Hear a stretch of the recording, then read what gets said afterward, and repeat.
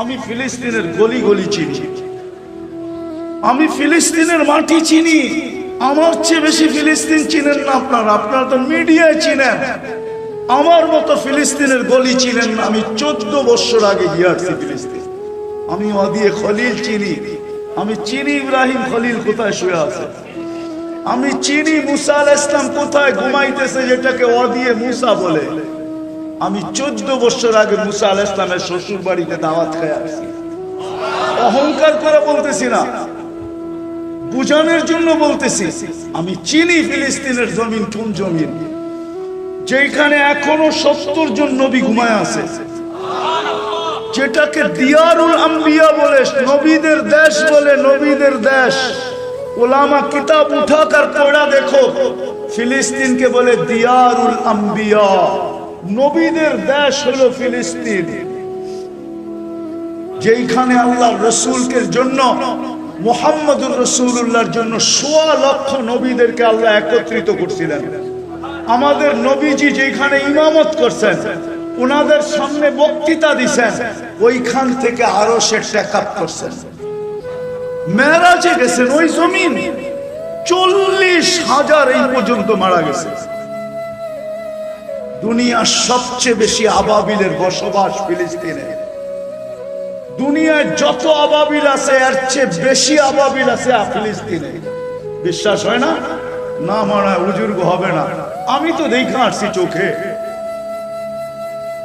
ফিলিস্তিনে। কিন্তু আবাবিলকে আল্লাহ হুকুম দেন না, তো দেন না কেন? আবাবিলকে হুকুম দিলেই তো পারেন। আল্লাহ তো দৃষ্টান্ত দুনিয়াতে দেখাইছেন। কাসফিম মাকুল, হাতির উপরে মারতে দেরি, পাউডার হইতে দেরি হয় না। পাথর তো কয়েক টন ওজন ছিল না। হুজুররা বলুক না কতটুক পাথরের ওজন ছিল। একটা মটর ডাইলের সমান পাথর ছিল। বুট ডাইল আছে না, বুট, একটা বুটের চেয়ে ছোট পাথর ছিল। মারতে দেরি, হাতি পাউডার হইতে দেরি হয় না, পাউডার। ওই আবাবিল তো এখনো রাখা আছে। কিন্তু পাঠান তো না, পাঠান তো না, পাঠান না কেন? দোয়া তো আমরা করি।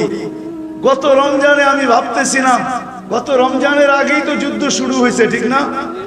গত রমজানে আমি ভাবতেছিলাম মনে হয় এইবার 2 ঈদ হবে, একটা ফিলিস্তিনের স্বাধীনতার ঈদ আর একটা আমাদের রোজার ঈদ। আপনি বলবেন কেন? কেননা 2 হেরেমে যে কান্না দেখছি আমি, কান্না আমার জীবনে এরকম চোখের পানি আমি 2 হেরেমে দেখি নাই।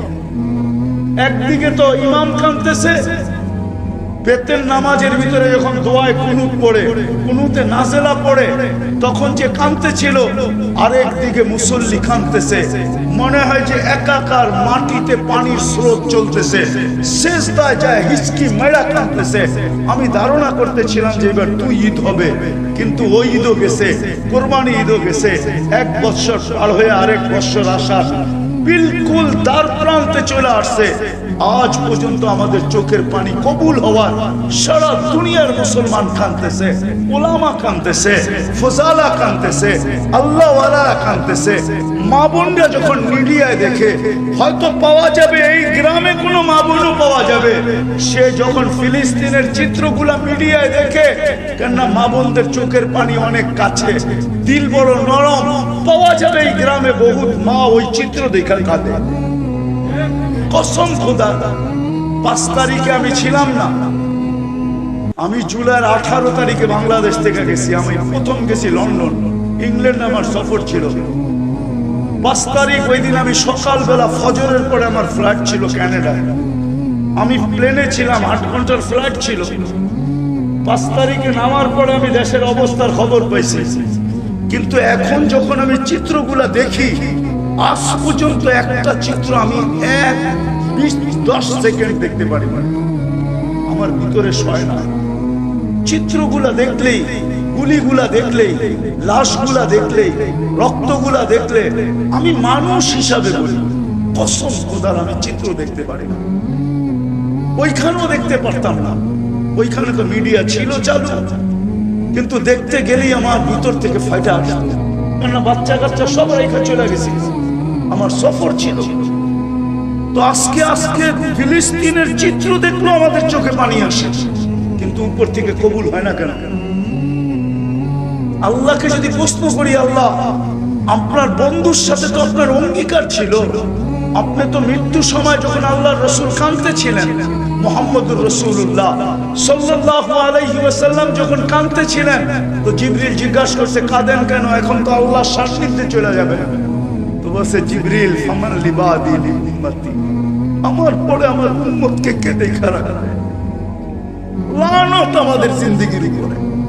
ও যুবক, তুমি চুল কাটো ওদের স্টাইলে, যারা 24 ঘন্টা তোমাকে দুনিয়ার থেকে মিটায় দেওয়ার জন্য চেষ্টা করতেছে, ওদের স্টাইলে তুমি চুল কাটো, একটু লজ্জা হয় না?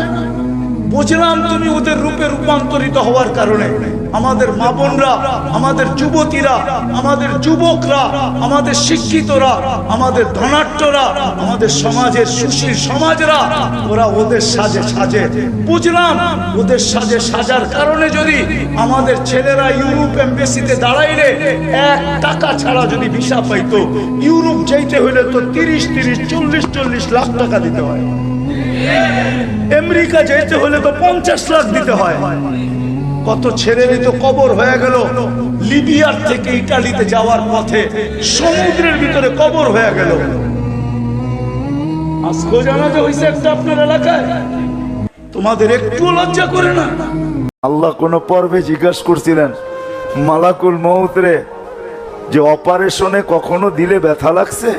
অপারেশন বোঝেন তো, যে তুমি যে নিয়ে যাও কখনো দিলে ধাক্কা লাগছে?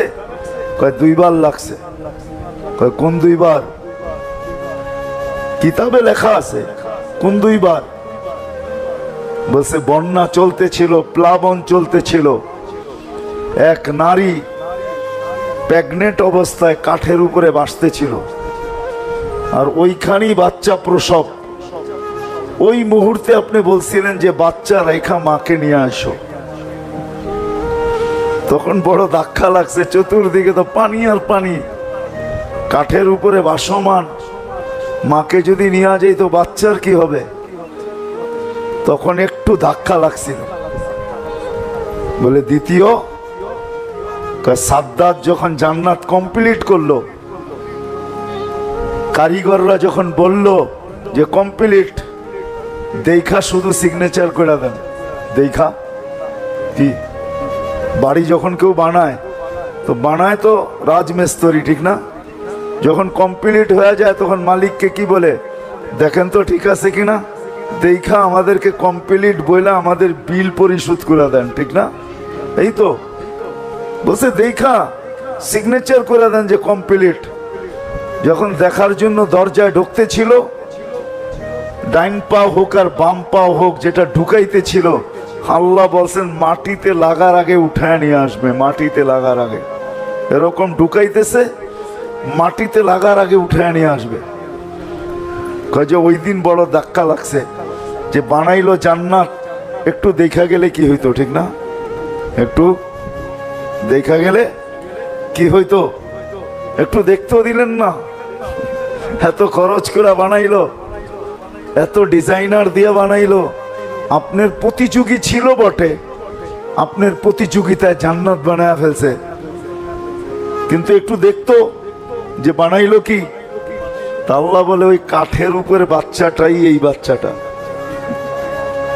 কাঠের উপরের বাচ্চাটাই এই বাচ্চাটা, যে আমার বিরুদ্ধে জান্নাত প্রস্তুত করছে। এটা আলাদা আলোচ্য বিষয় চলে যাবে, কিন্তু আমি বুঝাইতে চাইতেছি, উঠায় নিয়ে যাবে, পিছনে কি এটাও দেখবে না, সামনে কি এটাও দেখবে না। হুকুম হবে, সীমা রেখায় পা দিবে, উঠায় নিয়ে চলে যাবে। কিন্তু সত্য এটাই হলো যে আমাকে মানুষ গড়তে হবে। মানুষ, শুধু মানুষ হিসেবে জন্ম নিলে হবে না। জন্ম দেওয়া, অস্তিত্ব দেওয়া আল্লাহর দায়িত্ব ছিল। আল্লাহ নিজ ইচ্ছায় মানুষ হিসাবে অস্তিত্ব দিয়েছেন, ঠিক না? অন্য কিছু দিলে কি আল্লাহর বিরুদ্ধে স্লোগান দেওয়া যেত? না, অভিযোগ করা যেত?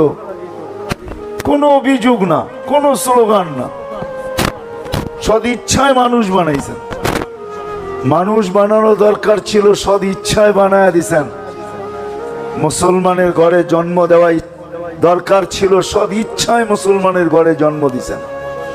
সর্বশ্রেষ্ঠ নবীর উম্মত সদ ইচ্ছায় বানায় দিছেন। কিন্তু আমাকে মানুষ হিসাবে করতে হবে। যদি আমি এই কথা বিশ্বাস করি যে আমি আল্লাহর কাছে যাব, আর আমরা সবাই আল্লাহর কাছে যাব, যে আল্লাহর কাছে যাওয়াকে বিশ্বাস করে রব্বে কাবার কসম তাকে নিজেকে মানুষ হিসাবে গড়তে হবে। আর যদি না গড়ল তাহলে ওই কথাই সত্য। যদিও মানুষ হিসাবে অস্তিত্ব নিল, সৃষ্টির সেরা হিসাবে অস্তিত্ব নিল, কিন্তু আল্লাহ বলতে বাধ্য উলাইকা কাল আনআম। মানুষ হিসাবে অস্তিত্ব নিলে কি হবে? তুমি তো মানুষ হইলে না, জানোয়ার হইলে। তুমি তো মানুষ হইলে না, জানোয়ারের চেয়েও অদম হইলে। তুমি তো মানুষ হইলে না, কুকুরের চেয়েও অদম হইলে। তুমি তো মানুষ হইলে না, তুমি তো জাহান্নামের ইন্ধন হইলে, ইন্ধন। সত্য এটাই। আমাদের এই ছোট জীবনটা কিন্তু এই জন্যই, 60-70 বছরের যে জীবনটা আমরা দেখতেছি, আমি তো 60-70 বছর বলতেছি, কিন্তু আসলে কারো জানা নাই কে কতটুকু পাবো। কারো জানা নাই কে কতটুকু পাবো। কেন মৌত কাউকে মিস কল দিয়ে আসে না। মালাকুল মৌত কারো বাড়িতে মিস কল দিয়ে আসে না। মালাকুল মৌত কারো বাড়িতে ফোন করে আসে না। মালাকুল মৌত কারো বাড়িতে চিঠি দিয়ে আসে না, খবর দিয়ে আসে না। সত্য এটাই। বহুত মানুষের অভিযোগও ছিল যে আমনে একটু বইলা আসলে কি হয়। তো মালাকুল মৌতের উত্তরও আছে, তুমি কত চিঠি চাও? তোমার কাছে চিঠি তো কম আসে নাই। তোমার কাছে চিঠি তো যেদিন তোমার অস্তিত্ব, ওদিন তো প্রথম চিঠি তোমার কাছে আসছে সাথে সাথে, যে অস্তিত্ব নিছো, তোমাকে মরতেই হবে। কুল্লু নাফসিন যায়িকাতুল মাউত। অস্তিত্ব নিছো, তোমাকে মরতেই হবে। তো প্রথম চিঠি তো এটা ছিল। যদি যৌবনে পা দিছো, ওদিন তো দ্বিতীয় চিঠি চলে আসছে তোমার কাছে, যে যৌবনে পা দিছো মানে তোমার বিরুদ্ধে কলম চলা শুরু হলো। যতদিন পর্যন্ত যৌবনে পা দেয় নাই, কলম তার বিরুদ্ধে লেখে নাই, কিচ্ছু লেখে নাই। কলম বিরুদ্ধে চলে নাই, পক্ষে চলছে, বিরুদ্ধে না। যেদিন যৌবনে পা দিছে ওদিন দ্বিতীয় চিঠি, এখন থেকে কলম তোমার বিরুদ্ধে চলতে শুরু করবে। দাড়ি ছিল না তখন একরকম চিঠি, দাড়ি দ্বিতীয় চিঠি ছিল, যে দাড়ি চলে আসছে কিন্তু প্রস্তুত হয়ে যাও, দাড়ি চলে আসছে। কাঁচা ছিল, দুই একটা সাদা হতে যখন শুরু করলো, তা আরেক চিঠি, এটাও একটা চিঠি। প্রতি ডিসেম্বরে 31st নাইট আমরা হয়তো নতুন বৎসরকে খুশিতে স্বাগত জানাই। আসলে যদি বিবেকমান হইতাম, বুদ্ধিমান হইতাম, ভাবতাম, তাহলে প্রত্যেক 31st নাইট আমার কান্নার ছিল, যে অতীত বৎসরটা তো কেটে গেল, এই বৎসরটার ভিতরে আমার কোনো চিঠি ইস্যু না হয়ে যায় যে এই বৎসরই আমার শেষ বৎসর, আর কোনোদিন 31st নাইট আমি চোখে দেখব না। যেমন সূর্য প্রতিদিন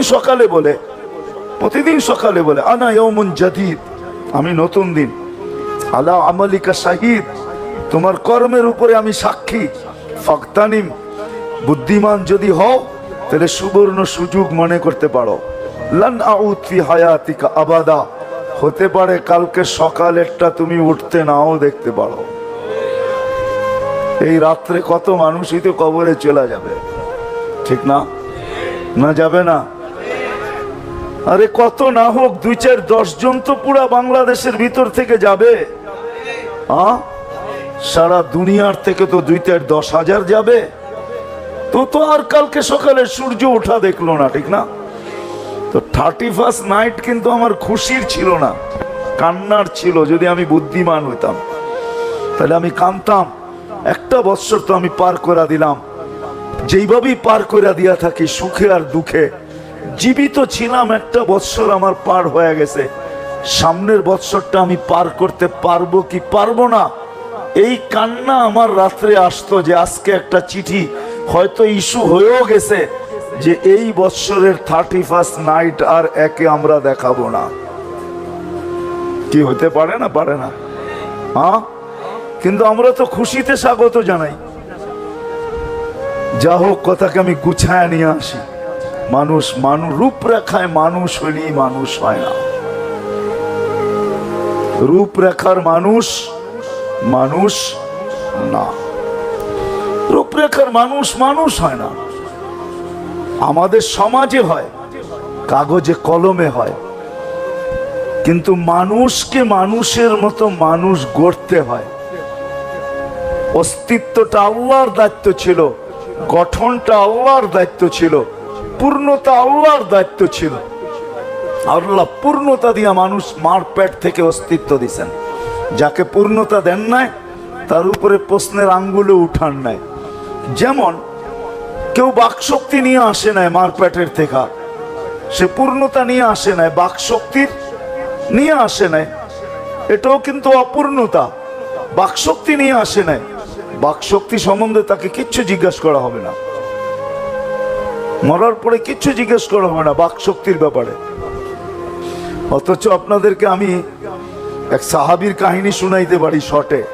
আবু দুজানা রাদিয়াল্লাহু তাআলা আনহু, যিনি ওই সাহাবী যিনি বদরের যুদ্ধ থেকে নিয়ে বিদায় হজ পর্যন্ত আল্লাহর রসুলের সঙ্গে ছিলেন। একটা যুদ্ধে উনি পিছিয়ে ছিলেন না। শর্টে বলতেছি, উহুদের যুদ্ধে আল্লাহ রসুল সাল্লাল্লাহু আলাইহি ওয়াসাল্লাম বললেন যে আমি এখন তলোয়ার দিতে চাই, যারা এই তলোয়ারের আমি একটা তলোয়ার দিতে চাই, কে কে নিতে প্রস্তুত? তো সবাই দাঁড়াইলেন। তো আল্লাহর রসুল বললেন, শোনো, এটার হক কয়জন আদায় করতে পারবা এটা বলো। এই তলোয়ারের হক আদায় করতে হবে, শোনো, নিলে চলবে না। তো সবাই পয়সা গেলেন, মাত্র 3 জন দাঁড়ায় থাকলেন, আবু দুজানা, ওমর রাদিয়াল্লাহু তাআলা আনহু আর জুবায়ের রাদিয়াল্লাহু তাআলা আনহু, 3 জন।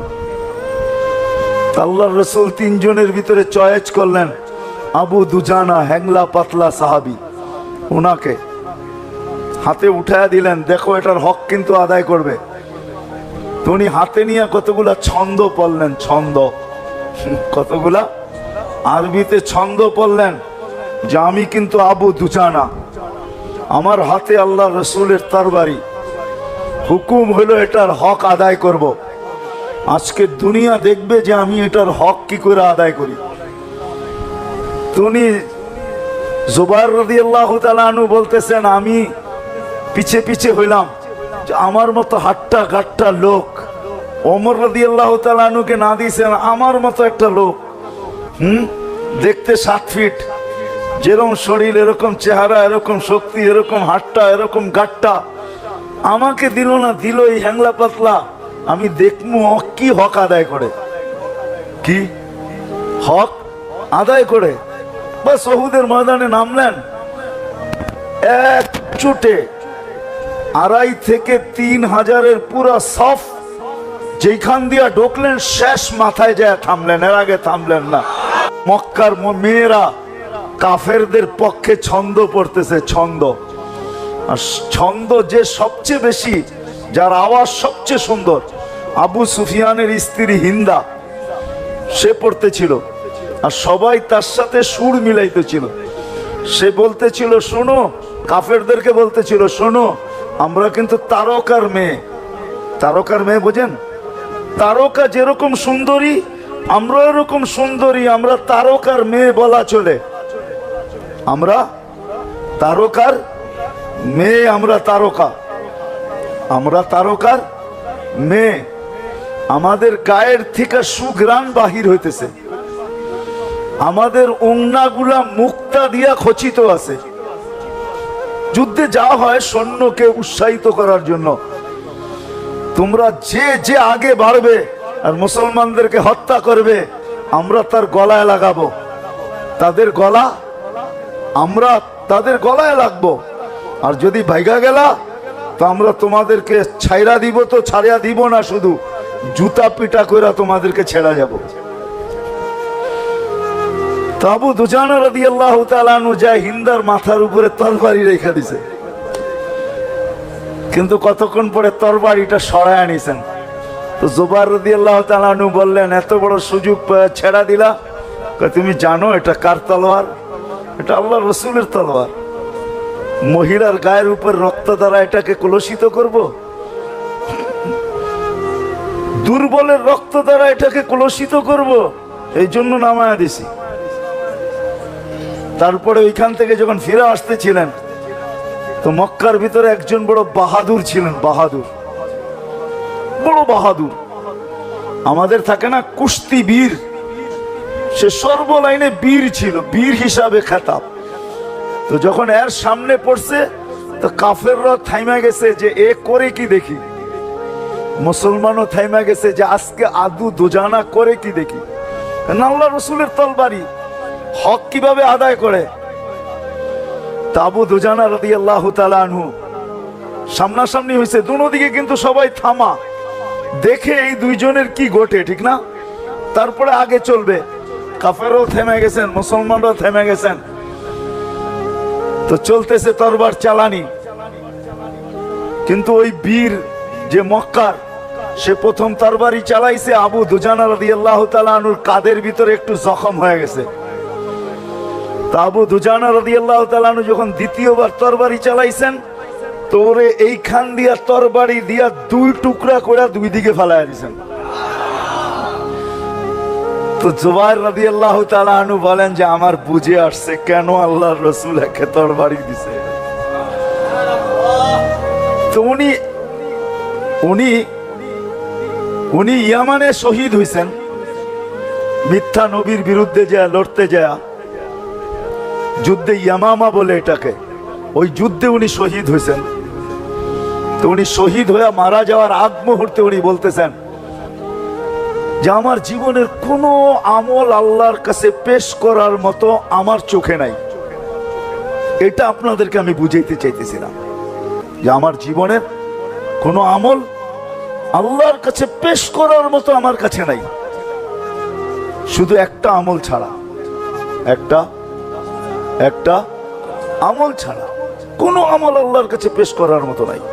অথচ উনি বদরি, এমন কোন যুদ্ধ নাই বদরের যুদ্ধ থেকে নিয়ে বিদায় হজ পর্যন্ত উনি আল্লাহর রাসূলের পাশে না ছিলেন। আর যিনি আল্লাহর রাসূলের তলোয়ারের হক আদায় করছেন এরকম সাহাবী, কিন্তু উনি বলতেছে আমার কাছে কোনো আমল নাই আল্লাহর কাছে পেশ করার মতো, শুধু একটা ছাড়া। বলছে সেটা কি? বলছে আমার এই জবান দিয়ে আমি কাউকে আজ পর্যন্ত কষ্ট দেই নাই। এটা দিয়া কাউকে, এটা বুঝানোর জন্যই এতটুকু কাহিনী আপনাদেরকে বুঝাইলাম। আমি জবান দিয়ে কাউকে কষ্ট দেই নাই, জবান দিয়া কাউকে কষ্ট দেই নাই, জবান দিয়া কাউকে কখনো কাউকে কোনো কটু কথা বলি নাই, কষ্ট দেই নাই। হইতে পারে এই আমলটাই আমার কাজে লাগবে। তো মানুষ নিজেকে মানুষ গড়তে হয়, জন্ম নিলেই মানুষ হয় না, নিজেকে মানুষ গড়তে হয়। বাকি আল্লাহর করণীয় আল্লাহ কমপ্লিট করছেন। যেটা বুঝাইতে বুঝাইতে এই পর্যন্ত আসছিলাম যে আল্লাহ অস্তিত্ব দিছেন, যার জবান নাই এখান থেকে, যার বাক শক্তি নাই এখান থেকে বাহির হয়ে গেছে। যার বাক শক্তি নাই তার বাক শক্তির কোনো হিসাবও নাই, হিসাবও নাই। যার শ্রবণ শক্তি নাই তার কোনো শ্রবণ শক্তির হিসাব নাই। আল্লাহ যাকে পূর্ণতা দেন নাই তার থেকে যেটা দেন নাই ওটার হিসাব নিবেন না। কিন্তু আল্লাহ মেহেরবানি করে আমাদেরকে মার পেটের থেকে পূর্ণতা দিয়ে অস্তিত্ব দিছেন, আবার এই পূর্ণতাকে আনতে আনতে এক পর্বে নিয়ে আসছেন।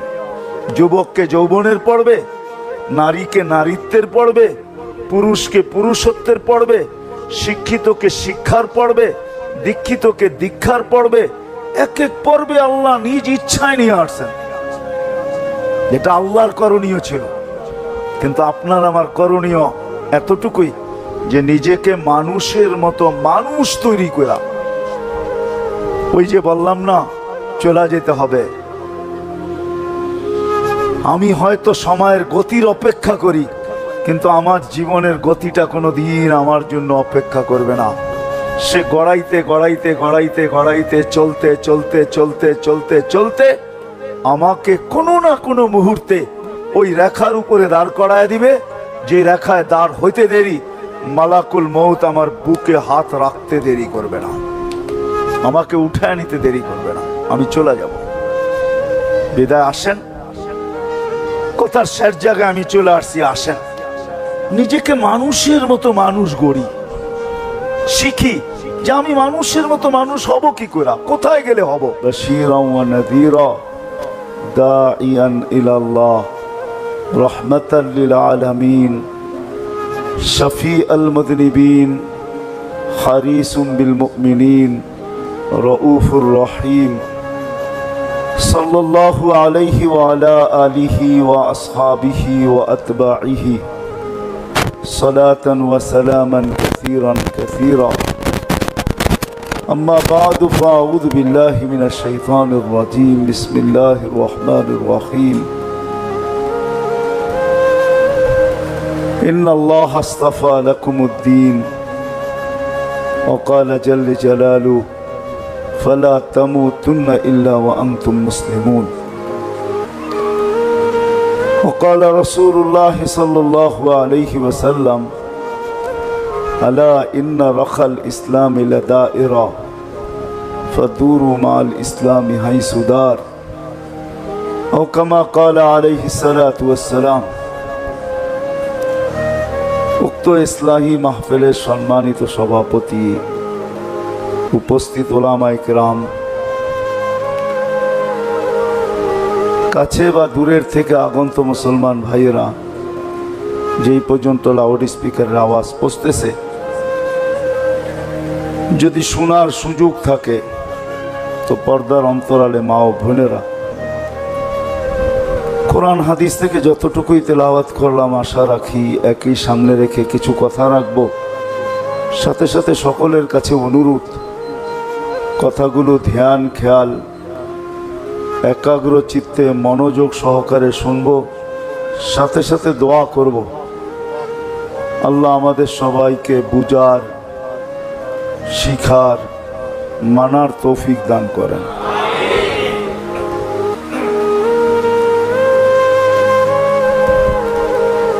মানুষ রূপরেখায় যদিও মানুষ হিসাবে অস্তিত্ব নেয়,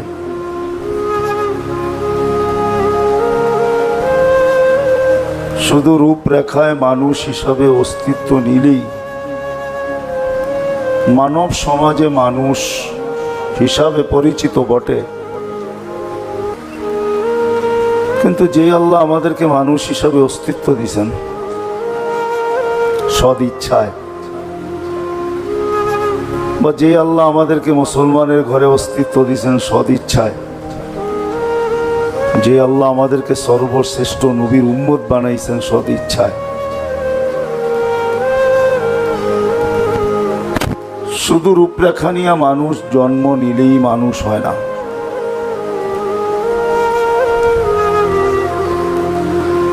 নিজেকে মানুষ হিসাবে গড়া তুলতে হয়, নিজেকে মানুষ হিসাবে তৈরি করতে হয়, গড়া তুলতে হয়, তৈরি করতে হয়। মানুষ হিসাবে অস্তিত্ব নিলেই মানুষ হয় না, কেননা মানুষ সৃষ্টির ভিতরে সেরা। মানুষের চেয়ে শ্রেষ্ঠত্ব আল্লাহ কাউকে দেন নাই, আর কাউকে দিবেনও না। একমাত্র আল্লাহর সিদ্ধান্ত এটাই যে মানুষই সৃষ্টির সেরা। ওয়ালাকাদ কাররামনা বনি আদম। যদি মানুষ হিসাবে অস্তিত্ব নিলেই মানুষ হইতো, তাহলে আল্লাহ মানুষকে কোনোদিন না জানোয়ার বলতেন, না এর চেয়ে অধম বলতেন, না কুকুরের ন্যায় বলতেন, না মানুষ কোনোদিন জাহান্নামের ইন্ধন হইতো। সৃষ্টির সেরা এটা জাহান্নামের ইন্ধন হয়তো হয় কি করে? যাকে সৃষ্টির ভিতরে শ্রেষ্ঠত্ব দিয়েছেন আল্লাহ, অন্য কেউ দিলে হয়তো ভাবা যাইত, কিন্তু আল্লাহ যাকে শ্রেষ্ঠত্ব দিয়েছেন সে জাহান্নামের ইন্ধন হয় কি করে? অথচ কোরআন কিন্তু সব শব্দগুলোই বলছেন। মাসালহুম উলাইকা কাল আনাম, এটাও কোরআনের শব্দ। বালহুম আদাল, এটাও কোরআনের শব্দ। মাসালুহুম কামাসালিল কালব, এটাও কোরআনের শব্দ। উকুদুহান নাস, এটাও কোরআনের শব্দ। জানোয়ার তো জানোয়ার, সর্বশেষ বললেন জাহান্নামের ইন্ধন। তো বোঝা গেল মানুষ মানুষ হিসাবে অস্তিত্ব নিলে মানুষ হয় না। চাই সে যেখানেই অস্তিত্ব নেক।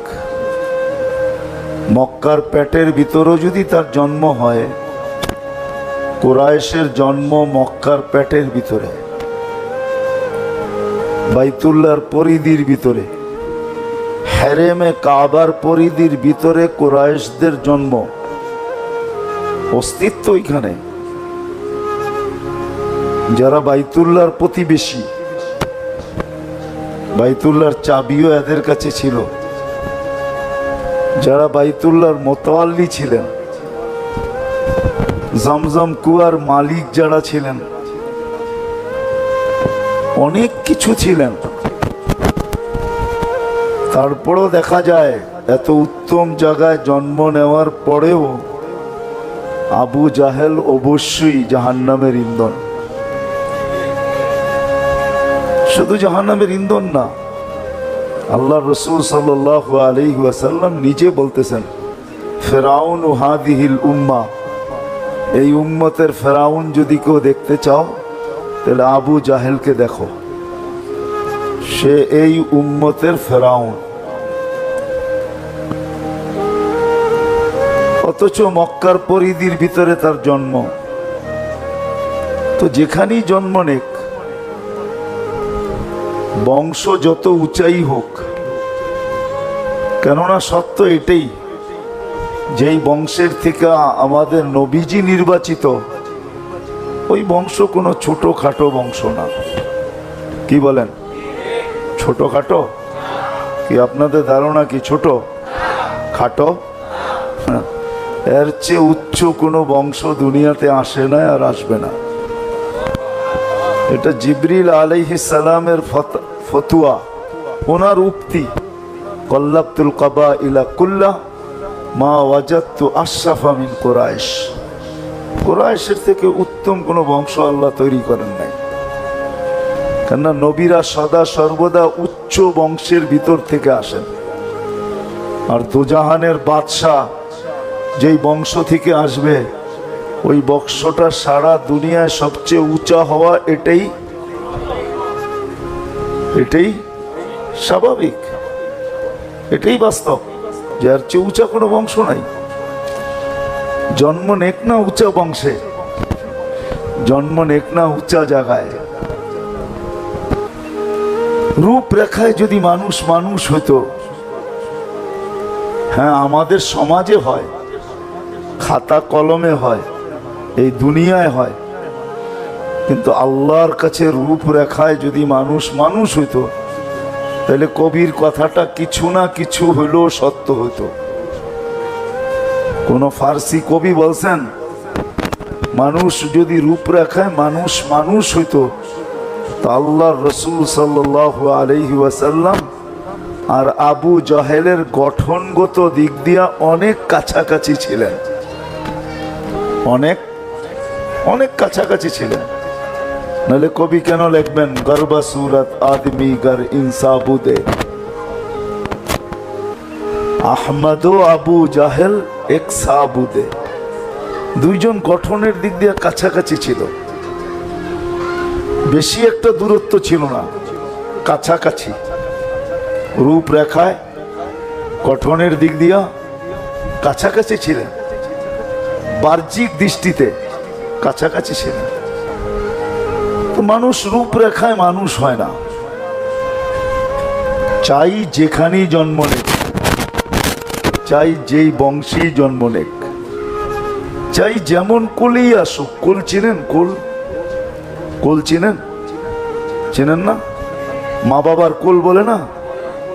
যেমন কুলেই আসুক, যেমন কুলেই আসুক। নবীদের চেয়ে উত্তম কোন কুল হয় না, হয়? হ্যাঁ, নবীদের চেয়ে উত্তম কুল আর হয় না। তারপরে ওই নবী যিনি প্রথম সারির 5 জনের ভিতরে একজন, 5 জনের ভিতরে একজন, যিনাকে আদমে সানি বলা হয়। মানব জাতির বিকাশ দ্বিতীয়বার যেখান থেকে ঘটা শুরু হলো, আদম আলাইহিস সালাম থেকে ঘটছে বটে, কিন্তু নূহ আলাইহিস সালাম পর্যন্ত আইসা আবার এক প্রলয় আসছে, তুফান আসছে, এক দুর্যোগ আসছে, সমস্ত মানুষ মাটিতে মিশে গেছে।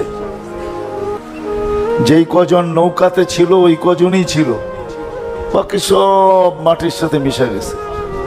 আবার ওইখান থেকে মানুষের উৎপত্তি। ওরকম নবী রসুলের কোল থেকে আসছেন, ওই কোলে জন্ম, কিন্তু আল্লাহ মানুষ বলতে চাইতেছেন না। আল্লাহ বলতে চাইতেন ইন্নাহু লাইসা মিন আহলিক ইন্নাহু আমালুন গায়রু সালেহ। আমরা একে মানুষ হিসাবে গণ্য করতে চাইতেছি না, এই জাহান্নামের ইন্ধন হিসাবে গণ্য করতে চাইতেছি। যদিও কোলটা আপনার, কার? নবীর কোল, ঠিক না? রসুলের কোল, ঠিক না? তারপর মানুষ হিসাবে গণ্য করতে চাইতেছেন না। তো বুঝা গেল মানুষ। মুস্তাকুন নবী সাহেবও আসবে, খুব আপনাদেরকে শোনাবে। এই জন্য আমি কথা দীর্ঘায়িত করতে চাইতেছি না, অল্পতে শেষ করতে চাইতেছি। আর আশা করি যত ধ্যান দিয়া শুনবো তত বুঝে আসবে, আর না হইলে কিন্তু বুঝে আসবে না, মাথার উপর দিয়ে চলে যাবে। জীবনটা তো আমার জন্য অপেক্ষা করে না, আমি অনেক সময় জীবনের জন্য সময়ের জন্য অপেক্ষা করি। জীবনের সময়টা কিন্তু আমার জন্য কোনোদিন অপেক্ষা করে না আর করবে না। আমি হয়তো মাঝে মাঝে সময়ের জন্য অপেক্ষা করি, একটু পর পরই ঘড়ি দেখতে থাকি, এখনো 9টা বাজে নাই, 10টায় দোকান খুলবে। গাউসিয়া বেশি দূরে না, হাইটা গেলে 20 মিনিট লাগবে, গাড়িতে গেলে 5 মিনিট লাগবে।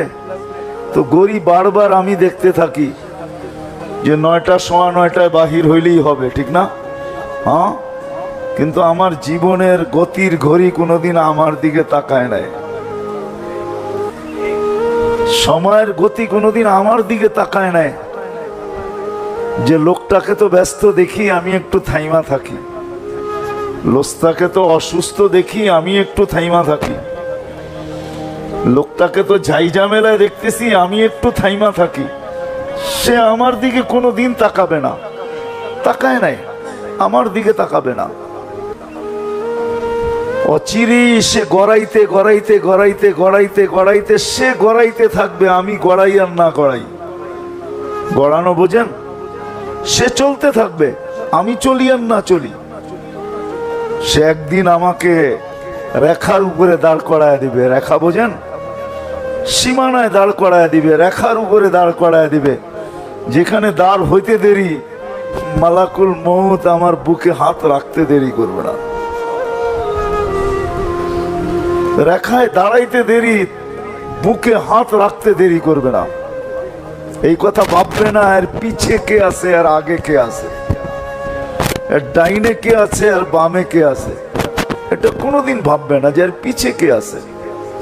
উদাহরণ যদি দেই, কত মানুষই তো ছোট ছোট বাচ্চা রেখা চলে যায়, ঠিক না? হ্যাঁ, বিলকুল ছোট ছোট বাচ্চা, কেউ বালেগ হয় নাই। আর সংসারে একমাত্র সেই মাঝি ছিল, মাঝি বুঝেন তো? সংসারের একমাত্র সেই পরিচালক ছিল। কিন্তু কি করবেন, সীমারেখায় পা চলে আসছে, মালাকুল মউত বুকে হাত রেখা দিছে, একটুও তাকায় নাই যে পিছনে ছোট ছোট বাচ্চাগুলা, পিছনে ছোট ছোট বাচ্চাগুলা একটুও তাকায় নাই। তাকাইছে? হ্যাঁ না সামনে তাকাইছে যে বাচ্চাগুলার ভবিষ্যৎ কি হবে? সে তো হুকুমের গোলাম। আল্লাহ বলছে নিয়ে আসো, তো সে নিয়ে যাইতে বাধ্য। নিয়ে যাবে না, ডাইনে না পিছে তাকায় দেখবে, না সামনে দেখবে, না ডাইনে দেখবে, না বামে দেখবে। উঠানের দরকার, সে উঠায় নিয়ে যাবে। আর এটাই সত্য। এরকম দৃষ্টান্তে দুনিয়াটা ভরা, ঠিক না? কিতাবে পাওয়া যায়। তো জান্নাতে পেশাব পায়খানা হবে, আন্তাশিবু ফালা তাহরামু আবাদা, চিরদিন যুবক থাকবে, কোনদিন বৃদ্ধ হবে। আনতাহইয়া ফালা তামুতু আবাদা, চিরদিন জীবিত থাকবে, মওত কোনদিন। আনতাসিহু ফালা তামরাদু আবাদা, চিরদিন সুস্থ থাকবে, অসুস্থ কোনদিন হবে না। আনতানামু ফালা তাইয়াসু আবাদা, চিরদিন নিয়ামত বাড়বে, কোনদিন করবে না।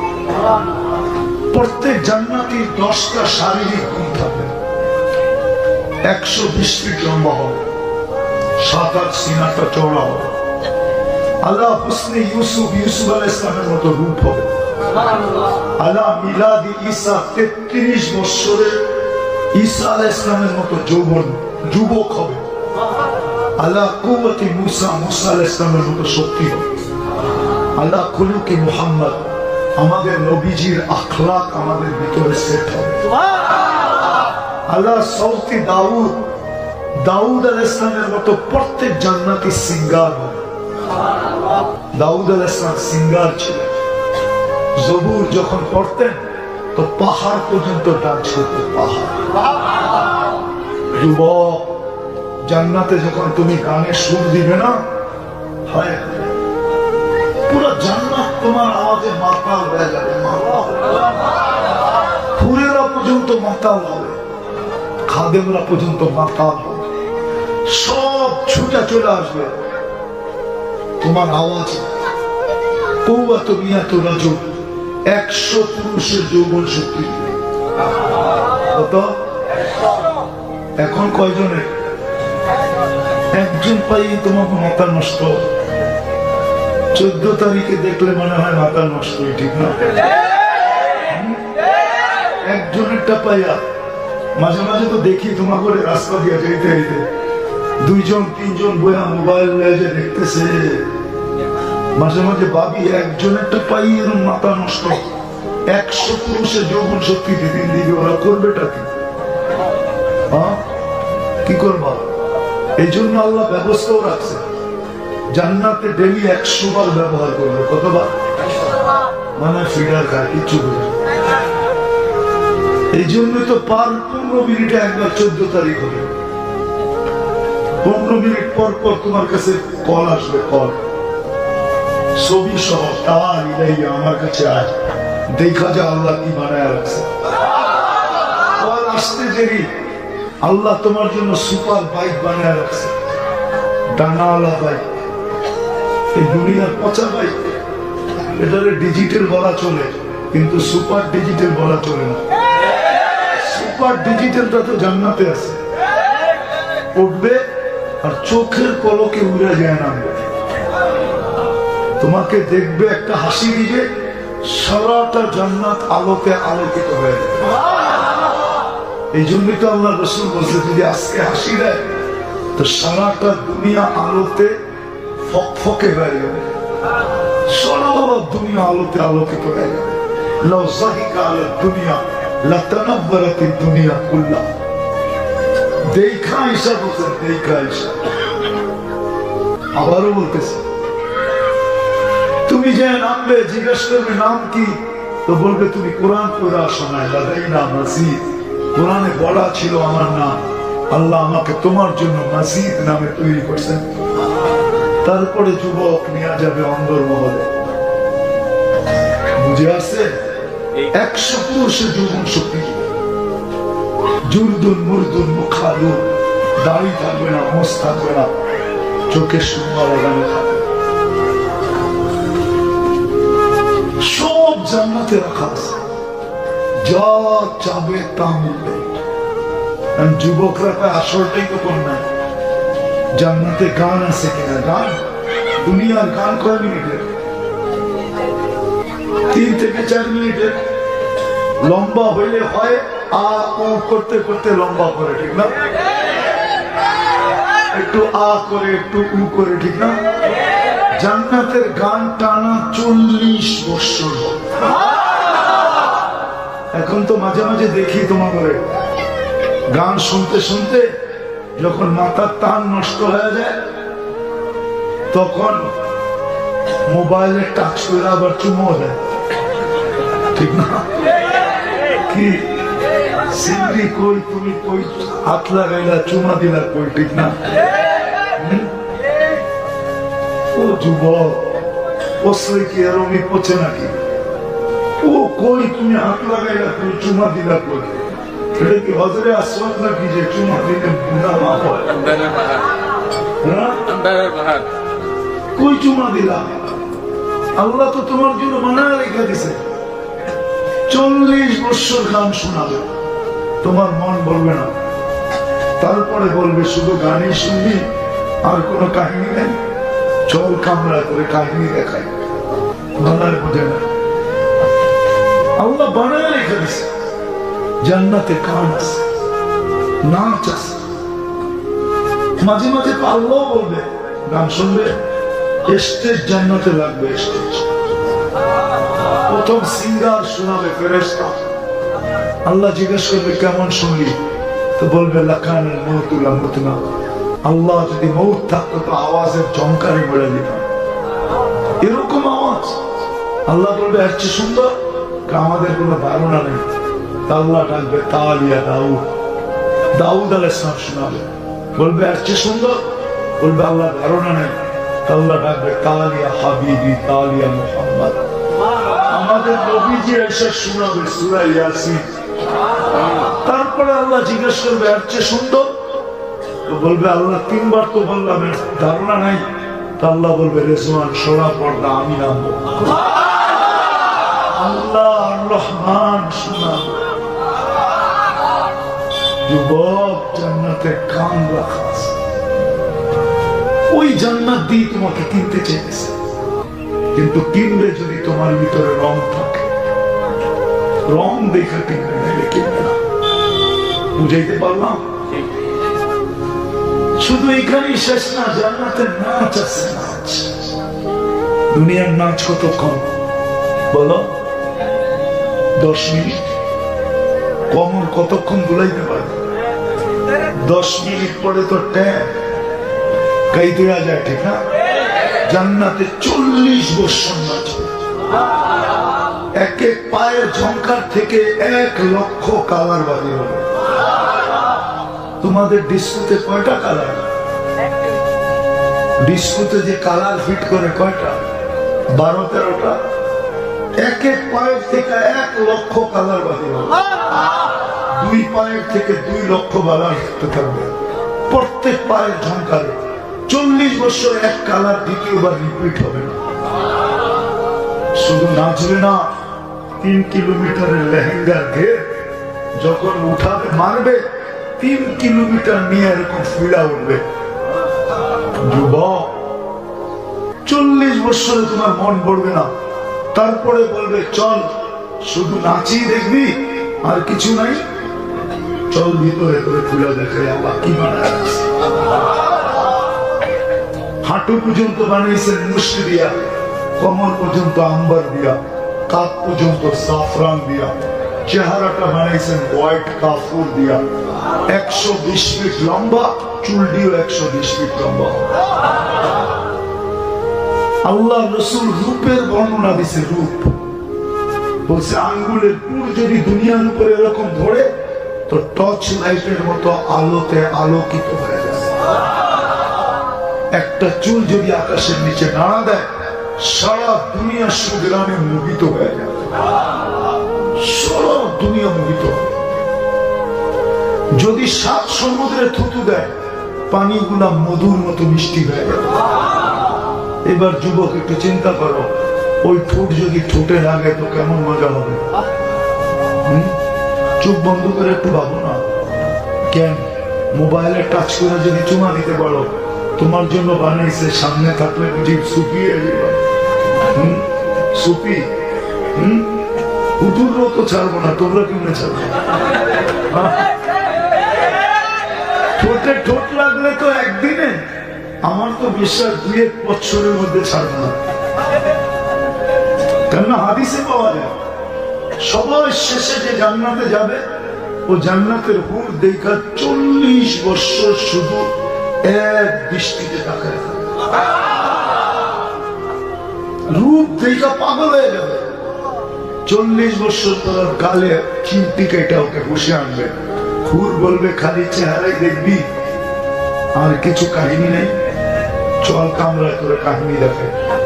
তুই চেহারা দেখি এরকম হয়ে গেছস, আর পুরো শরীরটা দেখলে কি করবি?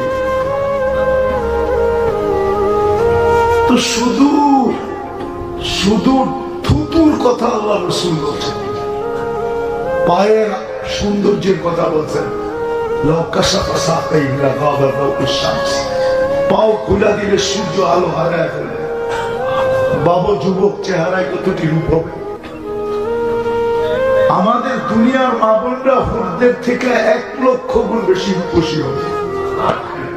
হায় আল্লাহ, স্টেজে কারা আছে, সামনে কারা আছে, অন্তরালে কারা আছে, দূর দূর কে কে আছে।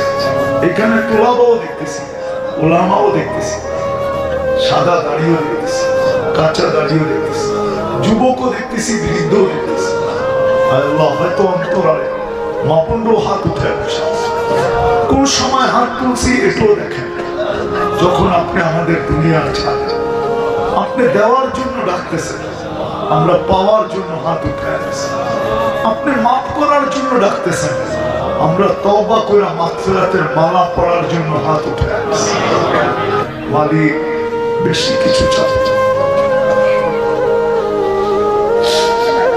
চাওয়া ছাড়াই তো এত দিছে, শুধু এতটুকু তো অবশ্যই চাবো। আজকের এই আয়োজন যেন কবুল হয়, আয়োজকরা যেন কবুল হয়, সাহায্য সহানুভূতিকারীরা যেন কবুল হয়, বিশেষ করে যুবকরা যেন কবুল হয়, শ্রোতা যেন কবুল হয়, বক্তা যেন কবুল হয়। আল্লাহ, শুধু এই কল্যাণ দিনা আজকে যেন পুরা বন্দরটা কবুল, পুরা নারায়ণগঞ্জ কবুল হয়, এর প্রত্যেকটা বাচ্চা বাচ্চা কবুল হয়, নারী পুরুষ কবুল হয়, যুবক বৃদ্ধ কবুল হয়। আল্লাহ কবুলিয়াত চাইতেছি, আমাদের তওবা যেন কবুল হয়, আমাদের অঙ্গীকার যেন কবুল হয়। আল্লাহ কবুলিয়াত ছাড়া তো কিছু ঘটে না। কবুলিয়াত যদি না হইতো তা আবু বকর রাদিয়াল্লাহু তাআলা আনহু কোনদিন সিদ্দিক হইতেন না, ওমর রাদিয়াল্লাহু তাআলা আনহু কোনদিন ফারুক হইতেন না, ওসমান রাদিয়াল্লাহু তাআলা আনহু কোনদিন যিন্নুরাইন হইতেন না, আলী রাদিয়াল্লাহু তাআলা আনহু কোনদিন শেরে খোদা হইতেন না। আলেম আলেম হইতো না, মুফতি মুফতি হইতো না, গাউস গাউস হইতো না, কুতুব কুতুব হইতো না, আব্দুল কাদের পীরানের পীর হইতো। আমরা কবুলিয়াত চাই, আর কিচ্ছু চাই না। আমরা কবুলিয়াতের মালা ছাড়া উঠতে চাই না। বিশেষ করে যুবকদের গলায় মালা পড়ায় আজকে পুরো উম্মতের গলায় পড়ায়, ইনসানের সাথে সাথে জিন্নাতের গলায় পড়ায়। আল্লাহ যার যে পেরেশানি আছে দূর করে দেন, প্রয়োজন আছে মিটায়া দেন। যারা অসুস্থ আছে শেফায়ে কামেলা আজেলা দায়েমা মুস্তামেররা নসিব করেন। জটিল রোগে যারা আক্রান্ত, হার্টের হোক, কিডনির হোক, লিভার হোক, ব্রেন স্ট্রোক হোক, ডায়াবেটিস হোক, ক্যান্সার হোক, সবাইকে শেফায়ে কামেলা আজেলা দায়েমা মুস্তামেররা নসিব। আয় আল্লাহ, এই আয়োজনের উসিলায়, আয় আল্লাহ, এই আয়োজনের উসিলায় শুধু কল্যাণদীর মাটির নিচে, আল্লাহ শুধু বন্দরের মাটির নিচে, শুধু নারায়ণগঞ্জের মাটির নিচে না, এই দুনিয়ার মাটির নিচে উম্মতে মুহাম্মদী যে যেখানে সাহিত্য আছে সবাইকে মাফ করে আল্লাহ। বিশেষ করে এই আয়োজনের সাথে যারা সংযুক্ত, এদের আত্মীয় স্বজন বা এই কল্যাণ সংস্থার সাথে যারা ছিল, কবরে চলে গেছে। বিশেষ করে এদেরকে, বিশেষ করে শ্রোতাদের সাথে যারা সংযুক্ত কবরে চলে গেছে, বক্তাদের সাথে যারা সংযুক্ত কবরে চলে গেছে, সবাইকে মাফ করে কবর জান্নাতের বাগান বানায়, ফিরদাউসুল আলার ভিতরে মাকাম নসিব করে। আয় আল্লাহ, যা চাইতে পারলাম তাও দেন, যা চাইতে পারলাম না তাও দেন। আয় আল্লাহ, আমারও চাইতেছি এই যুবকদেরকে আপনি কবুল করেন, এই মাহফিলকে তা কিয়ামত পর্যন্ত কায়েম আর দায়েম, এর উসিলায় এদেরকে আপনি জান্নাতের অধিকারী বানায় দেন, জান্নাতওয়ালা যুবক বানায় দেন। আয় আল্লাহ, অনেকে দোয়ার পর খাস করছে, অনেকে করতে চাইছে পারে না, হক রাখে। আল্লাহ সবার মনোবাঞ্ছনাকে আপনি পূর্ণ করেন। আল্লাহ সামনে রমজান আসতেছে, আয় আল্লাহ মুহূর্ত অবধারিত, কিন্তু আমাদের জীবনে বরকত দিয়া দেন। রমজান পর্যন্ত আমাদেরকে পৌঁছার তৌফিক নসিব করেন। সর্বশেষ আমাদের মা বাবাকে মাফ করেন। আয় আল্লাহ, আমাদেরকে আপনার হাবিবের আদর্শে আদর্শবান হওয়ার তৌফিক নসিব করেন। আয় আল্লাহ, আয় আল্লাহ, আরো যে যা খাস করছে সবাই সমস্ত মনোবাঞ্ছনা পূর্ণ করেন। সর্বশেষ আল্লাহ ফিলিস্তিনকে আপনি মুক্ত করেন, স্বাধীন করেন, আপনার ঘরকে আপনি হেফাজত করেন। আয় আল্লাহ, আবার জালেমরা হাতি নিয়ে চলে আসছে, আয় আল্লাহ আপনি মেহেরবানি করে আবাবিলকে পাথর দিয়া পাঠায় দেন না, আমাদের ঈমান বাড়ায় দেন না, ঈমান বাড়ায়। আমরা ওইটা তো দেখতে পারি না, কমসে কম আমাদেরকে এটা একটু দেখায়।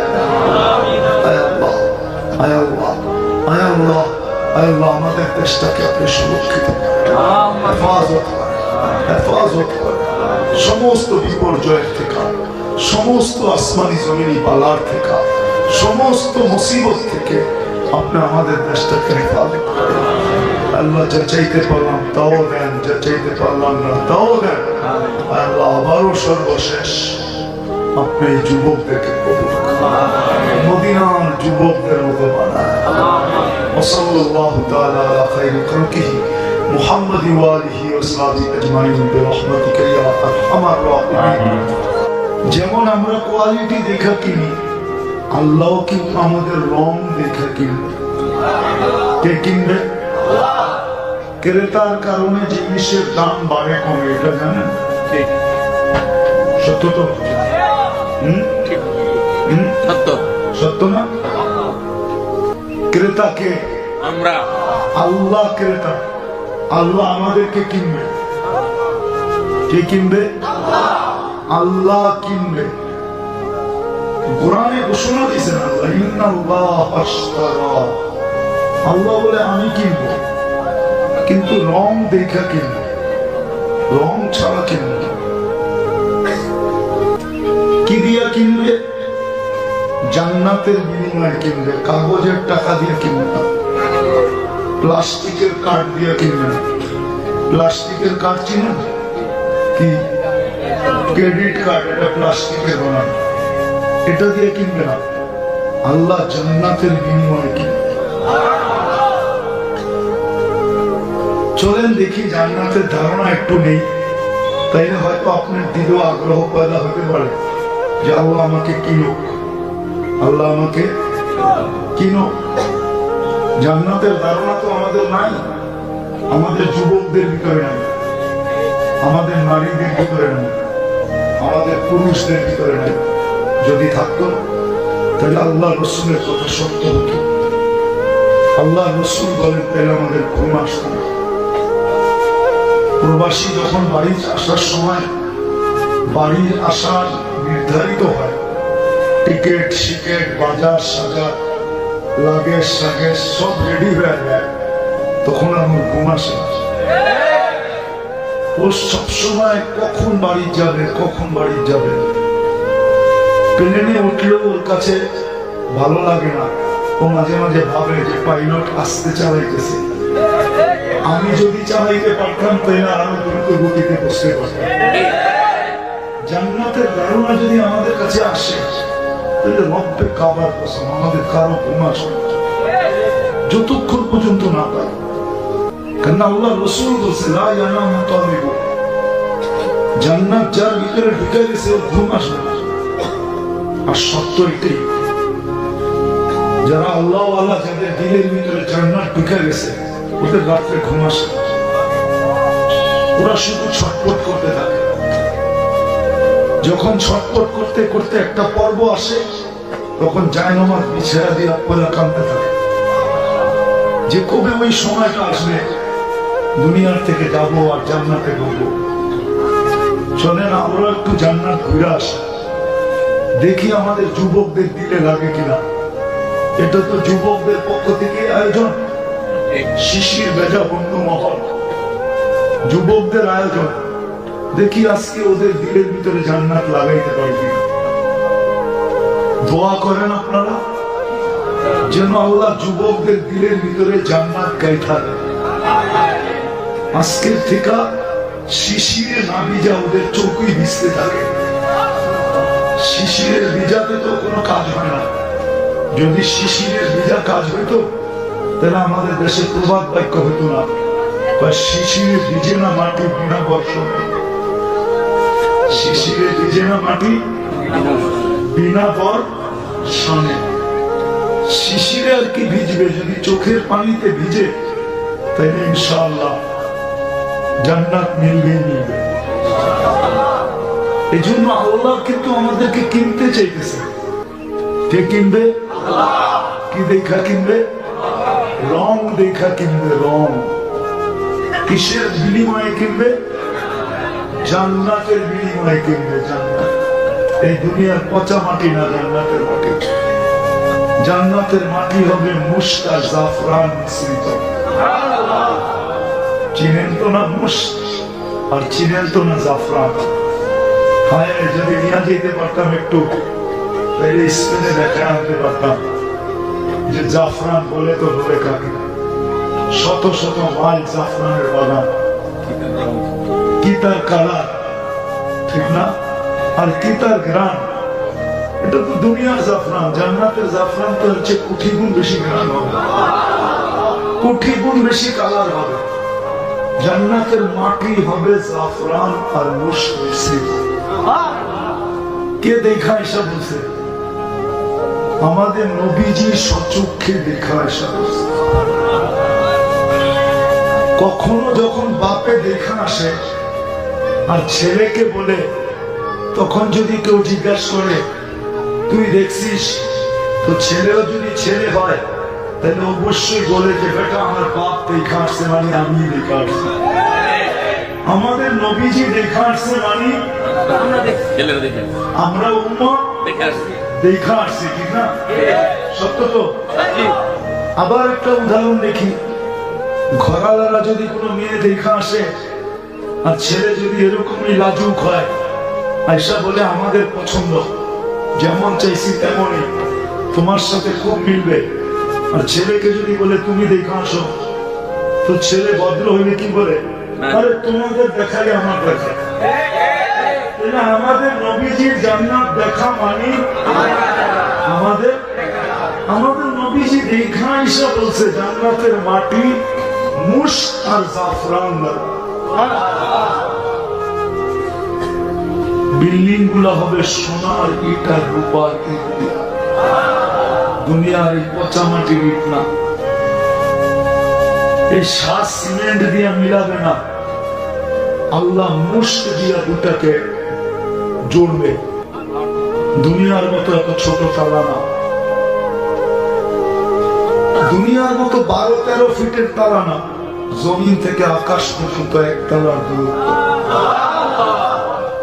বলবেন এত বড় সিঁড়ি কিভাবে বাইব?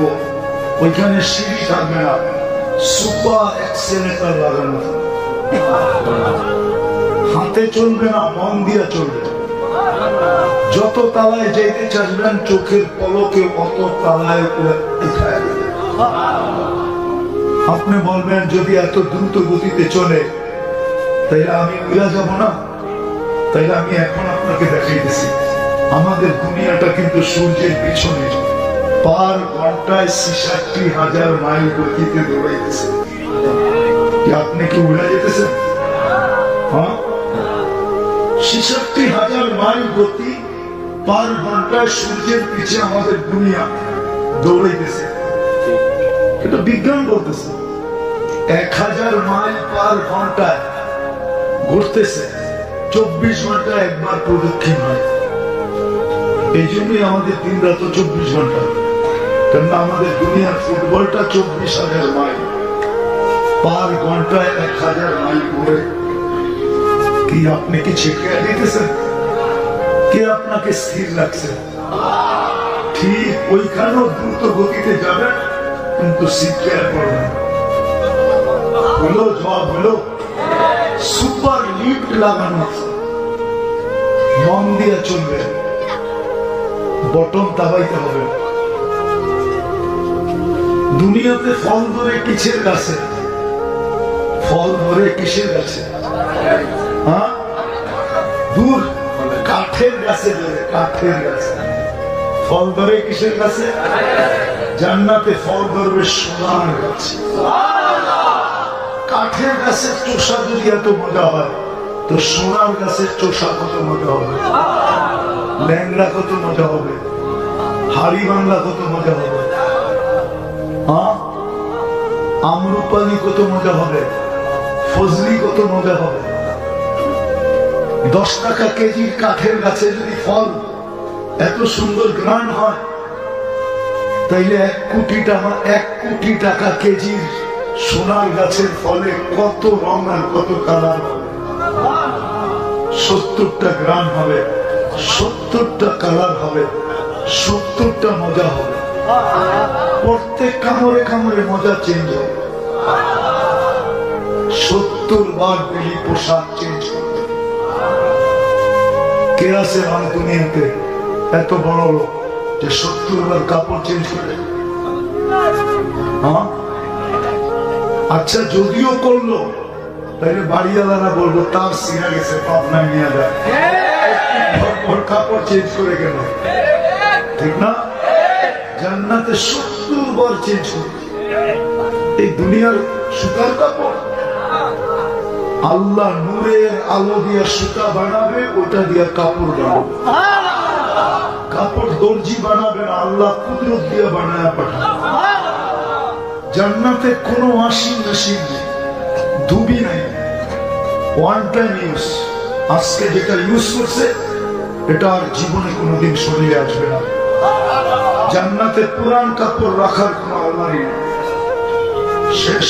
কালকে নতুন 70 জোড়া বানায় পাঠাবে।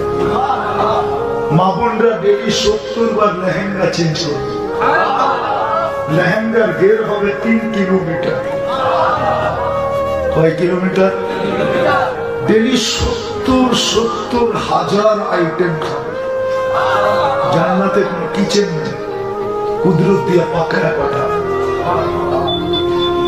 আল্লাহ কুদরত দিয়া পাকায় পাকায় পাঠাবে জান্নাতে। ডেলি 70,000 আইটেম খাবে। জান্নাতে পেশাব পায়খানা হবে না। বলবেন খালি হবে কি করে? খাবে, ঢেক দিবে, খালি হয়ে যাবে, সুগ্রাণ হয়ে মুখিত হইতে থাকবে। দুনিয়ার যত দামি খা তত বেশি দুর্গন্ধ হয়, এটা তো বিশ্বাস করেন? হ্যাঁ, আজকে বেশি দুর্গন্ধ কেন জানেন? ওই যে পিজা সিজা, গ্রিল সিরিল, বার্গার সার্গার এগুলা খাইতো, কিন্তু আগে সাদা মাঠা মানুষ খাইতো, এত দুর্গন্ধ হইতো না।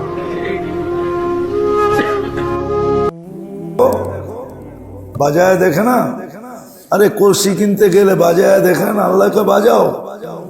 তাই বলতেছে আইয়ুব কেমন আছো? আলহামদুলিল্লাহ। আঙ্গুল রাখার তো জায়গা নেই, আবার আলহামদুলিল্লাহ এটার অর্থ কি? গেলি এইখান থেকে জিব্বাটা তো ভালো আছে, আল্লাহর নাম তো উচ্চারণ। আল্লাহ রসুলের তরিকার কাছে তাদের জীবন পর্যালোচনা করে দেখেন, কাছের থেকে যায় দেখেন, ওরা অত বেশি হেদায়েত চাইতেছি। আমি কতটুকু হেদায়েত পাইলাম, আর হেদায়েতের লক্ষণেই বা আমার ভিতরে এই জন্য ডেলি চাইতে বলছে, এটা ডেলি চাইতে হবে তোমার। যেটুক আছে সবাই বলবে আলহামদুলিল্লাহ, চলতে তো আছে আলহামদুলিল্লাহ। দরকার কি? দরকার কি? দরকার কি? তখন ওর দরকার দেখবে না।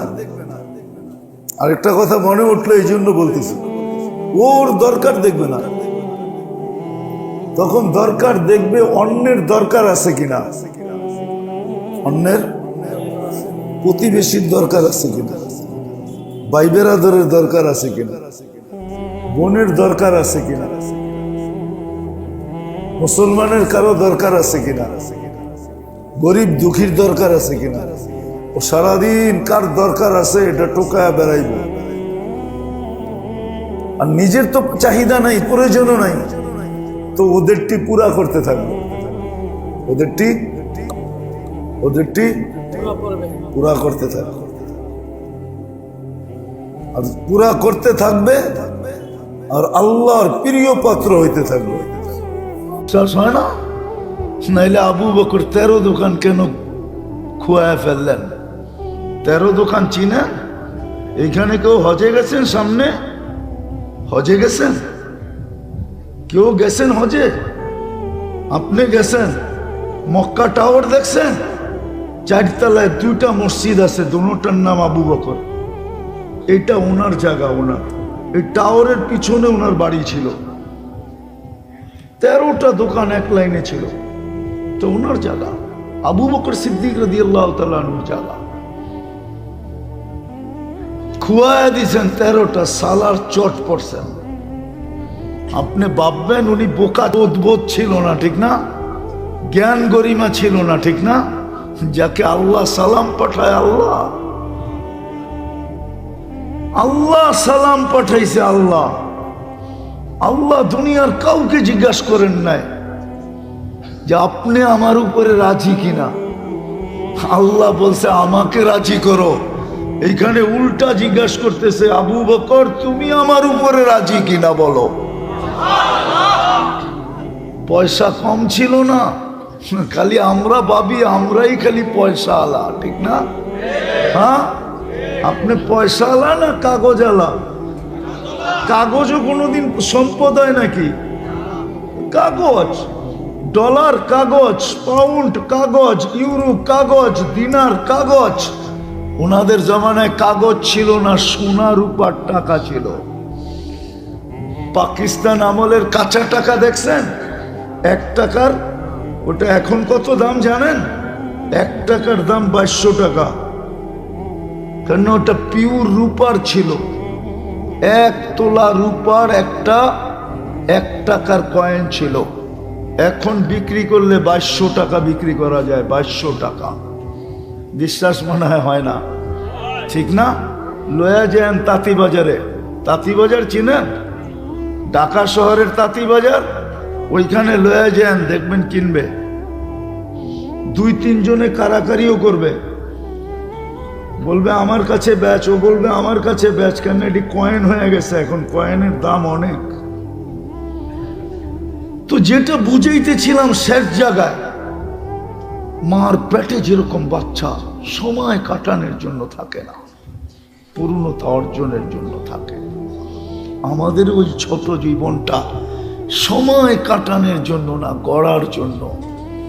যে গড়া যাবে, মার পেটের থেকে আসলে যেরকম পূর্ণতা নেওয়া যায় না, দুনিয়ার থেকে আউট হয়ে গেলে আর করা যায় না। আর যে করবে সে আল্লাহর কাছে মূল্য পাবে, চাই সে কালো বেলাল হোক, চাই সে রাবেয়া বসরি হোক, চাই ফেরাউনের বাড়ির কৃতদাসী হোক। ফেরাউনের বাড়ির কৃতদাসীর কবর থেকে এখনো সুগ্রাণ বাহির হয়, আমারই নাকে গ্রাণ আছে।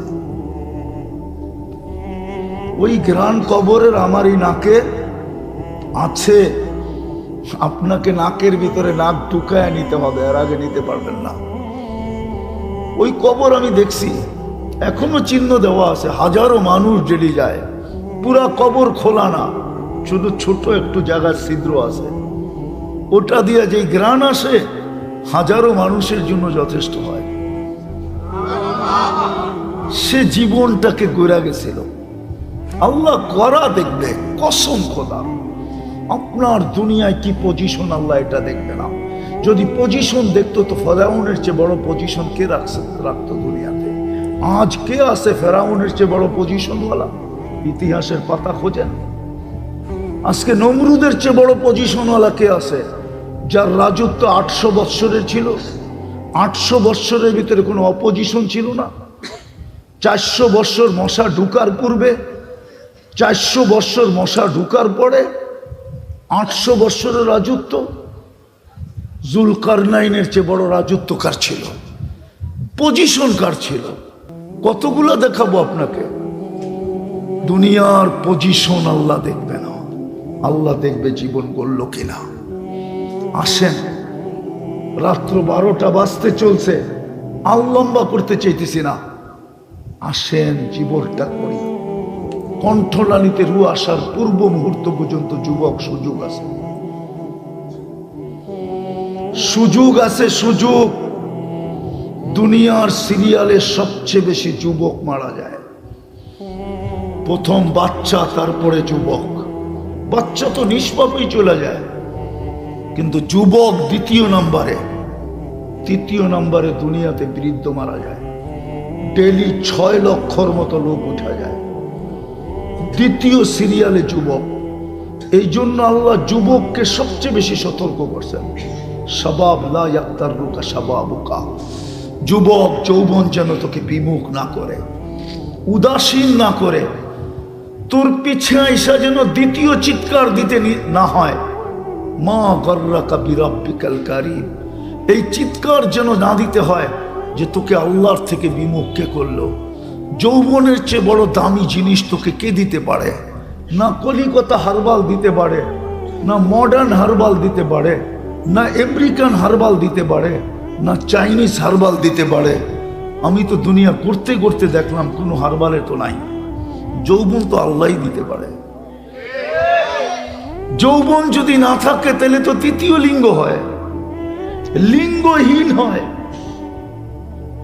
যার কাছে যৌবন নাই ও লিঙ্গহীন, ও লিঙ্গই নাই। যুবককে তো আল্লাহ সতর্ক করে, যুবক দ্বিতীয় চিৎকার যেন না দিতে হয় তোর পিছে। মা গর্রাকা বিরাব্বিকাল কারীম। তোকে আল্লাহর থেকে বিমুখ কে করলো? ওই দয়ালু আল্লাহ যে 24 ঘন্টা তোকে যৌবনের তরঙ্গে রাখতেছে। তারপরেও যদি যুবক না বোঝে, তো আল্লাহ তৃতীয় চিৎকার দেন, কুতিলাল ইনসানু মা আকফারা। মানুষ তোর চেয়ে বড় বাগা কেউ নাই। যুবক তোর চেয়ে বড় হতবাগা কেউ নাই। চতুর্থ একটা পর্ব আসে যেটাকে আল্লাহ বুঝাইতে চাইছেন, কাম্মিন সব সাবাকা কাইলা মউত। কত লোক যৌবককেই তো আমরা যৌবন অবস্থায় কবরের কোলে শোয়া দিলাম। ইচ্ছা করলে তোকেও শোয়া দিতে পারি। দেখো না আজকের চিত্র, দেখো। তোমরা তো নেট ভালো দেখো, ঠিক না? ট্রাক দাঁড়ানো আছে। ট্রাক তো আর কোনো পিঁপড়ার মতো ছোট না, ঠিক না? পিঁপড়ার মতো ছোট না ব্যানের মতো ছোট। এত বড় ট্রাক ও চোখে দেখলো না। দাঁড়ানো ট্রাক পিছের থেকে মেরা দিল, আর জায়গাটা জায়গায় মেরা গেল। কি দেখো না আজকে? তাও তো টুল করে।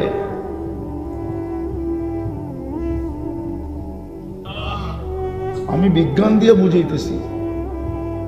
মা বাবারটা যখন মার পেটের ভিতরে যায় বাচ্চা দানিতে, ওইখানে 2.5 লক্ষ ডিম তৈরি হয়। ডিম, ওটাকে বিজ্ঞানের ভাষায় ডিম বলে। একটা দিয়ে মানুষ তৈরি হয়, আর বাকি সবগুলা বিনষ্ট হয়ে যায়। একটা দিয়ে তৈরি করছেন। তৃতীয় স্বাধীনতা দিচ্ছেন মত আদর্শের।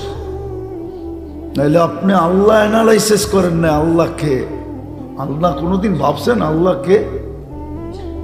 এইখানে তো একজনও নাই 99 নামের অর্থ দেখছে কোনোদিন। বলুক যে আমি দেখছি। 99 নামের অর্থ তো পাওয়া যায়। তাইলে আপনি আল্লাহ বুঝবেন কেমনে? আল্লাহকে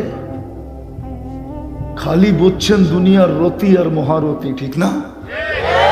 রাগ হয়ে গেলেন? রাগ হয় না, খালি বুঝছি দুনিয়ার রতি আর মহারতি, এটাই বুঝছি।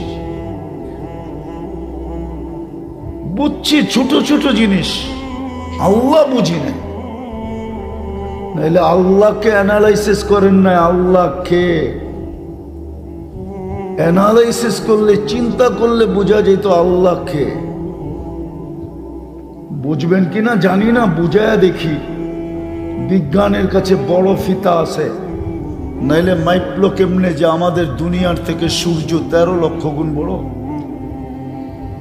আরো বড় ফিতা আছে, নাইলে সূর্যের পাশে যে নক্ষত্র আছে অ্যান্ড্রোমেডা বলে, অ্যান্ড্রোমেডা, ওটা সূর্যের চেয়েও 50 লক্ষ গুণ বড়। ওটার পাশে আরেকটা আছে ব্যাটেল জেস, ওটা সূর্যের চেয়ে 100 কোটি গুণ বড়। এত বড় ফিতা, আকাশটা মাইপা বলুক না কতটুক লম্বা, কতটুক পাশ। এটা তো খুঁটি ছাড়া দাঁড় করে রাখছেন। তারাও না হু বিগাইরি আমাদ, ছোট একটা সামিয়ানা, চতুর্দিক দিয়া বাঁশ দিছেন কতগুলা। এত বড় আকাশ খুঁটি ছাড়া দাঁড়ানো, একটাও তো না। সাবা সামাওয়াতিন তিবাকা, একের পর এক 7টা দাঁড়ানো আছে। তো আল্লাহ বলে ইচ্ছার স্বাধীনতা দিছি বিদায়, তৃতীয় স্বাধীনতা তোমাকে দিলাম মত আদর্শগত। প্রথম শিক্ষাগত, দ্বিতীয় পেশাগত। নাইলে আমার দেশের মানুষ, বড় লোকরা আরো বড় লোক হয়তো যুবকদের জীবন ধ্বংস করে। ইয়াবাহা কি বাংলাদেশের সাধারণ মানুষ আনে? বলেন, হ্যাঁ? সাধারণ মানুষের কি এত বড় কলিজা যে বর্ডার দিয়া ঢুকাবে ইয়াবাহার চালান? ও কলিজা আলারে ঢুকা ইয়াবাহার চালান, ঠিক না? জাগো কলিজা আছে, সোর্স আছে, কথার দাপট আছে, পদের বল আছে, ওরাই ইয়াবাহা ঢুকায়, ওরাই ডাইল ঢুকায়, ঠিক না? নাহলে আমার দেশে সাধারণ মানুষ যুবকের জীবন বিনষ্ট করার জন্য স্বাধীনতা দিছে বিদায় পারে, নাইলে না। আল্লাহ শিক্ষাগত, প্রথমে আল্লাহ স্বাধীনতা দিছেন শিক্ষাগত, দ্বিতীয় দিছেন পেশাগত, তৃতীয় দিছেন মত আদর্শগত, চতুর্থ দিছেন আল্লাহ স্বাধীনতা। সমর্থ থাকলে দুনিয়ার যেই কোথাও বাস করা যায়, কিন্তু আপনার সমর্থ থাকতে হবে। নাই এই গ্রামের মানুষ আমেরিকাতে, এই ইউনিয়নের নাই, এটা কোন থানা? এই নরসিংদীর মানুষ নাই, আমেরিকাতে নাই। আপনারা না চিনলে আমি চিনি, আমার লোকে গেলে দেখা হয়। সমর্থ থাকলে দুনিয়ার যেই কোথাও বাস করতে পারে। পঞ্চম স্বাধীনতা, কণ্ঠনালীতে রু আসার পূর্ব মুহূর্ত পর্যন্ত যেমন খুশি তেমন বাস করতে, জীবন কাটাইতে পারে। নাইলে যৌবন কার? যৌবন কে দিছে? অথচ যুবন তো তাফালিং কইরা যৌবন কাটাইতেছে। তাফালিং বুঝেন? হ্যাঁ, বুঝেন না তাফালিং? ঢাকায়া শব্দ বুঝেন না? নরসিংদী তো এককালে ঢাকার মধ্যেই ছিল, না ছিল না? হ্যাঁ, নরসিংদী তো ঢাকার অন্তর্ভুক্ত ছিল। ঢাকা বাগই তো নরসিংদী হয়েছে, ঠিক না? ঢাকা বাগই তো নারায়ণগঞ্জ হয়েছে, ঠিক না? ঢাকা বাগই তো মুন্সিগঞ্জ হয়েছে, ঠিক না? আপনারা তো ঢাকা ছিলেন, তাফালিং বোঝেন না? রোড ফাটায়া চলে, ঠিক না? একা হাঁটলে একরকম, বাইকে উঠলে আরেক রকম, পিছে চার্জার থাকলে আরেক রকম, ঠিক না? এই যে চলে যুবক, যৌবন কার দেওয়া? আল্লাহকে ইচ্ছা স্বাধীনতা দিছে, মৃত্যুর আগ মুহূর্ত পর্যন্ত যেমন খুশি তেমন চলতে পারো। কিচ্ছু বলবো না, কিচ্ছু। শুধু কি করব এটাও বলে দিছে, নাযিরুন কাইফা তা'মালুন। আমি আরবি দিতেছি, হাদিসের শব্দ। আল্লাহ বলে তাকায় তাকায় দেখবো তুই করিস কি। আরেকটা কোরআনে বলছেন, ফান্তাযিরু, যুবক অপেক্ষা করো, ইন্নী মাআকুম মিনাল মুনতাযিরিন, আমিও অপেক্ষায় আছি, তুমি কবে আসবা। 5টা স্বাধীনতা দিচ্ছেন বিদায়, চলতে পারি, নাইলে চলতে পারতাম না। সারাদিন বুক করি, ধ্যান দিয়ে শুনতে হবে, চিল্লাইলে হবে না। মনোযোগ দিয়ে শুনেন, দিলে কাঁদবে, কাজে দিবে। কথা কিন্তু লম্বা হবে না, কেননা রাত অনেক হইতে চলছে, 11:15 কাছাকাছি। এরকম ওয়াজ সারা জীবন পল শুনলেও লাভ হবে না যদি ফজরের নামাজ ছুটে গেল। ফজরের নামাজ জান্নাতের টিকিট, 2 নামাজ জান্নাতের টিকিট, একটা হলো ফজর, একটা হলো আসর। আমার জাতি যদি এই দুটোও পড়তো তাইলেও তো বুঝাইতে পারতাম মনকে। দুটাও তো পড়ে না, 100 ভাগে 100 ভাগ পড়ে না। ফজরে তো কাউকেই টোকায় পাওয়া যায় না, আসরে তো ব্যস্ত থাকে, অফিসওয়ালা অফিস গুটাইতেছে, আদালতওয়ালা আদালত গুছাইতেছে, মেইলওয়ালা মেইল গুছাইতেছে, বাজারওয়ালা বাজার গুছাইতেছে। ব্যস্ততার ভিতরে আসর চলে যায়। অথচ মৌত যেদিন আসবে ওদিন ফেরেশতা প্রথম এসে একটা চিৎকার দিবে, চিৎকার। যেমন ফেরারি আসামি, ভাগুরা আসামি যাকে পুলিশ খুঁজতে থাকে, হঠাৎ যদি পাওয়া যায় তো চিৎকার দিয়া বলে এখন বাগবি কোথায় বল। ঠিক ফেরেশতা আয়েশা বলবে আইনাল ইশতিগাল, বল তোর ব্যস্ততা কোথায়। একদিকে বলবে ব্যস্ততা কোথায়, আরেকদিকে সুতাটা টান দিবে, এত জোরে দিবে যে রু বাহির হয়ে আসার পরে আরেকটা চিৎকার দিয়া বলবে জালাল ইশতিগাল, তোর ব্যস্ততা শেষ, তোরই সমাপ্তি ঘটায় দিলাম। কিন্তু আরেকটা দুঃসংবাদ দিবে, বাকিয়াল ওয়াবাল, সব গাটি তোমার সামনে। মাত্র তুমি মরলে, কবর সামনে, কিয়ামতের মাঠ সামনে, হিসাব কিতাব সামনে। ডেলি 550 লিটার অক্সিজেন বুক করি। কত? 550 লিটার অক্সিজেন নাও যুবক। 1,60,000 বার ডেলি শ্বাস প্রশ্বাস ছাড়ো। বাংলাদেশ ওই জমিন শুধু স্বাভাবিক শ্বাসের দাম বুঝিয়ে দিয়া গেছেন। বাংলাদেশের প্রথম সারির শিল্পপতি 2020-এ মারা গেছেন। যখন ভেন্টিলেটারে ছিল তো চায়নার থেকে ডাক্তারের টিম আনা হয়েছিল।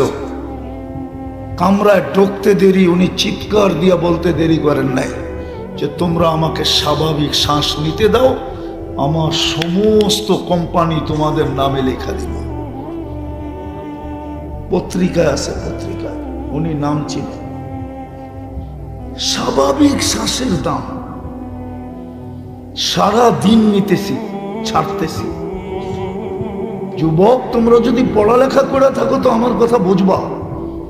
ডেলি 80,000 বার কার্বন ডাই অক্সাইডকে আল্লাহ বাহির করে, 80,000 বার। আমি 1 সপ্তাহ আগে জিজ্ঞাসা করছিলাম ফরিদপুর মেডিকেলের এক ডাক্তারকে যে 24 ঘন্টায় যদি কার্বন ডাই অক্সাইড আল্লাহ একবারও বাহির না করলেন, 25তম ঘন্টায় আমি কোথায় যাব? বলতেছিল হুজুর 25তম ঘন্টায় আপনি মাটির নিচে যাবেন, মাটির নিচে। ডেলি 36 বার কিডনিকে ডায়ালিসিস করেন কুদরত দিয়া। অথচ বলে দুনিয়া উন্নত, অথচ বলে ডিজিটাল, অথচ বলে সুপার ডিজিটাল। আজ পর্যন্ত 2 বার ডায়ালিসিস করার কোনো মেশিন আসে নাই। সপ্তাহে 7 দিন ডায়ালিসিস করা বিজ্ঞানের পক্ষে অসম্ভব।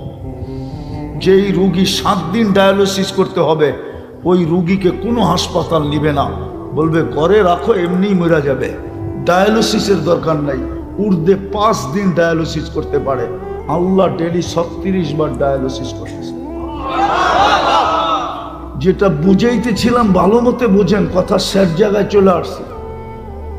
মার পেটে যেরকম বাচ্চা পূর্ণতা অর্জন করার জন্য বসে থাকে, মা অবর্ণনীয় কষ্ট সহ্য করতে থাকে। আপনি জানেন না, আপনি জানেন না কি কষ্ট মা সহ্য করে। কোরআন বলে, কোরআন ওয়াহনুন আলা ওয়াহনিন, মায়ের কষ্টের সামনে হিমালয় ছোট। মা এত কষ্টকে স্তূপ দিছে। রব্বে কাবার কসম, যদি চিত্র দেওয়া যেত, ছবি আঁকা যেত, ছবি বানানো যেত, তাহলে ওই কষ্ট হিমালয়ের চেয়ে উপরে হইতো, হিমালয় নিচে হতো, নিচে। মানবেন কি মানবেন না জানি না, বইলা দেখি। ইমাম গাজালি রহমতুল্লাহ আলাইহি লেখছেন, 10 মাস মা যে কষ্ট করে, হায় হায় যুবক কি করে মায়ের সামনে চোখ বড় করে, কি করে মাকে দমক দেয়, কি করে মাকে গালি দেয়। আজকে তো আমার সমাজ মাকে জবা পর্যন্ত করা শুরু করছে। গত পরশু দিনই তো যুবক 500 টাকার জন্য মাকে জবা করছে। এর আগের গুলো তো বাদই দিলাম।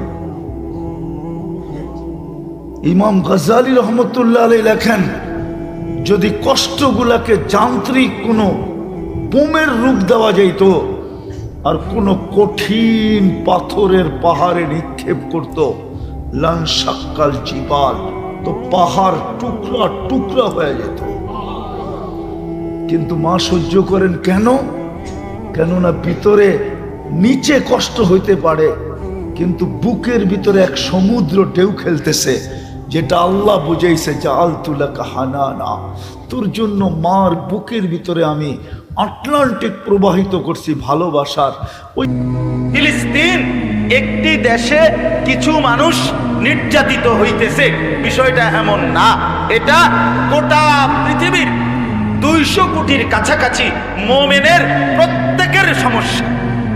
এটা আমাদের প্রত্যেকের কলিজার মধ্যেই কি চলছে, রক্তক্ষরণ হচ্ছে। অতএব এই বিষয়টা বর্তমান আরব বিশ্বের অনেক বিদগ্ধ মুত্তাকি আলেমরা অনুরোধ জানাইছে একটা কথা, যে কমপক্ষে এই পৃথিবীর 250 কোটি মুসলমান প্রত্যেকের কানে কানে, কলিজায় কলিজায়, জবানে এই কথাটা শুধু বুঝাইয়া দিয়েন, ফিলিস্তিন শুধু একার কোনো সমস্যা না, ফিলিস্তিন আমারও বিষয়, ফিলিস্তিন আপনারও বিষয়। ফিলিস্তিন 57টা মুসলিম বিশ্বের 250 কোটি মুসলমান যেখানেই আছে, আফ্রিকার জঙ্গলে হোক, আটলান্টিক মহাসাগরের ওই পারে হোক, পৃথিবীর পূর্ব থেকে পশ্চিম, উত্তর থেকে দক্ষিণ, যেখানেই কালেমাওয়ালা, তাদের প্রত্যেকের জন্য এই কথা শোনানো, বলা, মুখে উচ্চারণ করা যে ফিলিস্তিন আমার। ফিলিস্তিন কার? বাইতুল মুকাদ্দাস আমার, মসজিদে আকসা আমার। এটা বেঈমানের হইতে পারে না, এটা ইহুদিদের হতে পারে না। এটা কানে কানে, জবানে জবানে, মুখে মুখে উচ্চারণ করতে হবে। মনে রাখতে, আজকে সকালবেলা ফজর বাদ আমি আমার বাসায় আমার মেয়ে, আমার 12 বছরের ছেলে, আমার বিবি, আমার 7 বছরের ছেলে সাফওয়ান, তারে শুদ্ধা বসাই 1 ঘন্টা, বুঝি তোমরা শোনো ফিলিস্তিনের ঘটনা। আজকে ফজরের পরে বলছে, ওই যে আব্বা তোমরা শোনো, তোমরা আমার ঘরের ওয়ালারা, আমার বাচ্চা, তোমরা শোনো। কোনো দিন এমনও তো হতে পারে যে আমিও নাই, তোমরাও নাই। মুসলমানের উপরে যে পরিমাণ জুলুম আর নির্যাতন হচ্ছে, সেই জুলুম আর নির্যাতনের শিকার হতে পারে আমিও হইতে পারি, হতে পারে আমার জেনারেশনও হইতে পারে। অতএব আমার শেষ কথা আমি বাচ্চাদেরকে বলছি, যদি কোনোদিন ঈমান ইসলামের জন্য জানও দিতে হয়, তো মনে রাখো বাপ, আল্লাহকে যেন না ভুলি, কলিজার রক্ত প্রয়োজনে দিয়েই দেব ইনশাআল্লাহ। অতএব প্রত্যেকটা মুসলমানের কাছে আজকে সময়ের দাবি, বাস্তবতার দাবি, যে ফিলিস্তিন এই কথা, এটা আমাদের শব্দ, এটা আমাদের, এটা আমাদের, এটা আমাদের হৃদয়ে, আমাদের মুখে, আমাদের আলোচনার মধ্যে এটা উল্লেখ করতে হবে। বলেন ইনশাআল্লাহ। আপনারা প্রত্যেকে দায়িত্ব নেন যে আমি আমার জায়গায় যাকে পাই কমপক্ষে এই কথাটা বলবো যে ভাই ফিলিস্তিন আমার। বলেন কি, বলেন কি বলবেন? বলেন ফিলিস্তিন কার? বলেন, আবার বলেন কার? আমার। ফিলিস্তিন আমার। আর এই কোরআন থেকে সান্ত্বনা শুনেন, এই তর্জমাটা শুনেন। আল্লাহ তাআলা বলেন, ওয়া ইয তাআদ্দানা রাব্বুকা 9 নাম্বার পারা 7 নাম্বার সূরা সূরা আরাফের 167 নাম্বার আয়াত। আল্লাহর ওয়াদা শুনলে দিল খুশি হয়ে যাবে। আল্লাহ কি বলছে দেখেন, ওয়া ইয তাআদ্দানা রাব্বুকা, হে নবী আপনার রবের সিদ্ধান্ত জানিয়ে দিলাম। আল্লাহ বলতেছে লা ইয়াবআসান্না আলাইহিম ইলা ইয়াউমিল কিয়ামাতি মান ইয়াসুমুহুম সুআল আযাব। আমি আল্লাহর ওয়াদা কিয়ামত পর্যন্ত, ইলা ইয়াউমিল কিয়ামা, এ পুরা আয়াত না বুঝলো, ইলা ইয়াউমিল কিয়ামা এই কথাটা বুঝছেননি? এটা যে কিয়ামত পর্যন্ত এই কথাটা বুঝছেন? ওই যে পুরা সৌদি আরব পুরা সব না বুঝলো, আজানটা যে বাংলা দিছে এটা বুঝছেন তো? তাও এইটা যে বাংলায় কইছে কিয়ামত এটা বুঝছেননি? অর্থাৎ কিয়ামত পর্যন্ত। আল্লাহ বলেন আমার ফয়সালা বন্ধু, লা ইয়াবআসান্না আলাইহিম, আমি আল্লাহ কিয়ামত পর্যন্ত আমার মনোনীত বান্দাদের মধ্য থেকে এমন একটি দল, এমন একদল ব্যক্তি, এমন একটি দলকে পাঠাইতেই থাকবো যারা এই ইহুদিদেরকে সর্বোচ্চ কঠিন মর্মান্তিক শাস্তি আযাব দিতেই থাকবে, দিতেই থাকবে, দিতেই থাকবে।